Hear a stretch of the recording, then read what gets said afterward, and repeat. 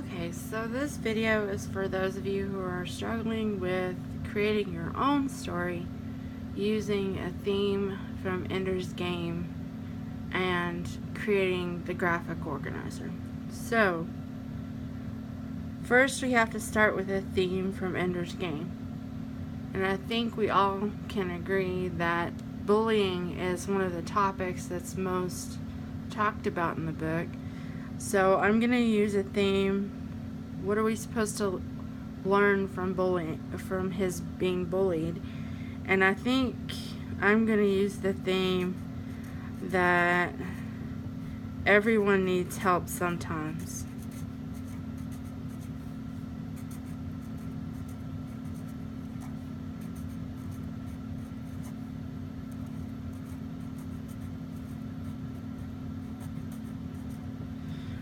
Because Ender was awful independent and he didn't ask for help from people when he had problems. He dealt with them himself. And I think that's probably one of the lessons that Orson Scott Card was trying to teach us, is that sometimes it's not good to deal with things on your own. Sometimes you need a little bit of help, because things went wrong when he tried to deal with it on his own. So that's what I'm going to talk about. So the first thing I need to do then is recognize that my conflict then will be man versus man. That means I'm going to have a protagonist, I'm going to have an antagonist, and my antagonist is probably going to be a bully. So, my protagonist then, I'm going to make her a girl of maybe age 14, girl, and I'm going to call her Sue. And the antagonist is going to be a boy. I know that's kind of weird, but we're going off of what we know, right? So I'm going to think about and write about the things I know. I'm going to call him Billy, let's say. And he's a boy, and I'm going to say he's the same age. So, age 14 for him, too. And a foil character is somebody who's less than or not quite as good as the hero of the story.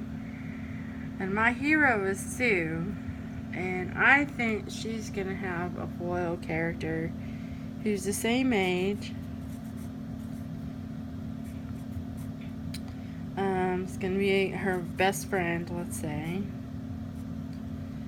And I'm going to call her, I don't know, Betty.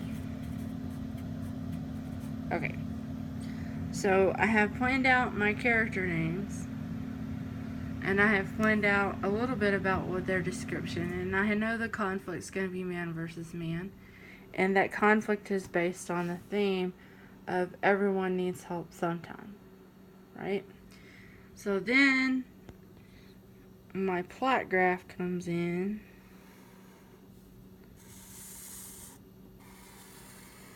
What's going to happen, you know? The setting, I think I'm going to make this in a high school. And I'm going to make this occur somewhere in West Texas. Write what you know. And I'll figure out the exact town in a minute. I'm going to think about it. So, the climax is up here. Exposition here.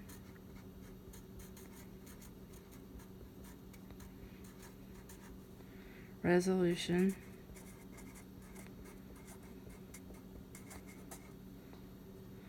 And rising action. And falling action.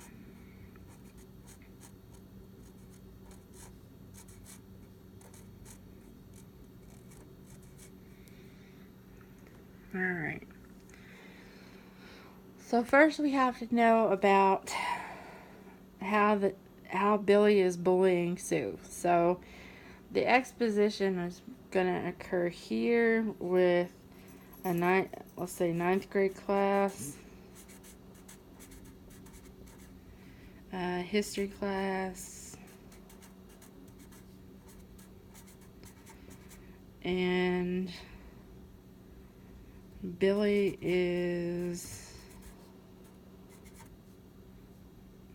shaking Sue's desk violently. That's what happens first in my story. I'm going to start with that. And then as it continues, I'm going to go through the class period. It's only going to last a class period. My stories are going to be only about maybe an hour of Sue's day.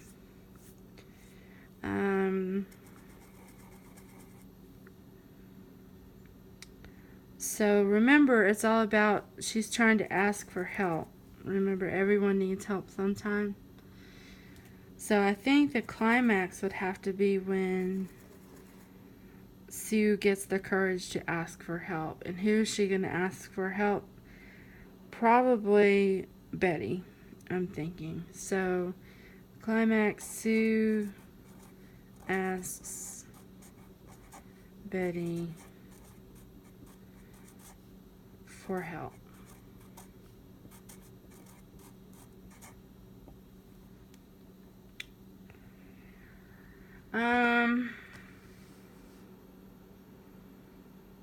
And because this is man versus man conflict, I think I'm going to have some physical confrontation between Sue and Billy. I think it's going to lead up to that. So, Billy's shaking Sue's desk violently. Sue is scared.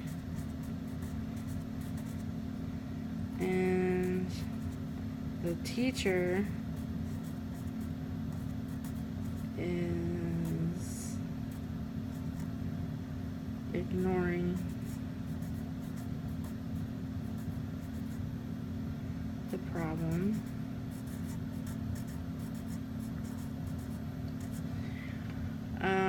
Then Billy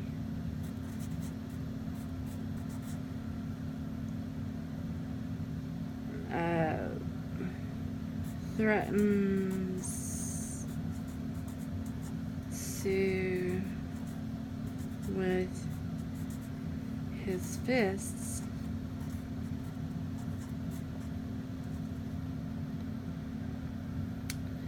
And this is when Sue tries to fight back.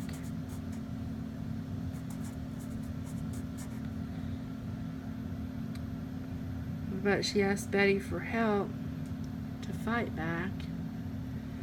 And Betty's gonna jump on Billy. Or Betty jumps on Billy.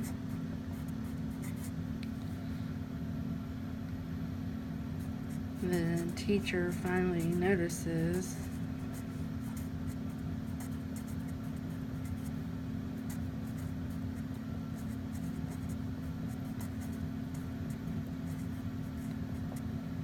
and Betty and Sue beat Billy up.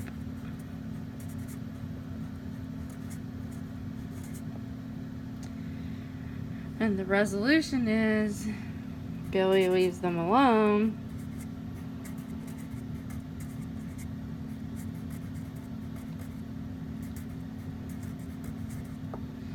No. There's my story. There's the plot. The conflict, man versus man.